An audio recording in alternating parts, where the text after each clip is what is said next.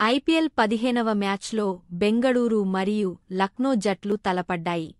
Toss గెలిచి Bengaluru bowling ఎంచుకుంది. Quinton de Kock 81 పరుగులతో లక్నోకి మంచి ఆరంభాన్నిచ్చాడు. చివర్లో నికోలస్ పూరం బ్యాటును జులిపించాడు. లక్నో జట్టు 181 పరుగులు చేసి 5 వికెట్లు కోల్పోయింది. బెంగళూరు జట్టుకి మంచి ఆరంభం లభించినా నిలబడలేకపోయింది. మెరుపు వేగంతో వస్తున్న మయాంక్ యాదవ్ బంతులని నిలువరించలేక టాప్ ఆర్డర్ కుప్పకూలింది.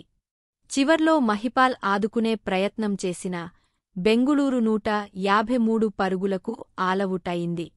మొత్తానికి లక్నో జట్టు 28 పరుగుల తేడాతో బెంగళూరుపైన విజయం సాధించింది. మెరుపు వేగం బంతులతో 3 వికెట్లు తీసి బెంగళూరును దెబ్బతీసిన మయాంక్ యాదవ్కు man of the match award దక్కింది.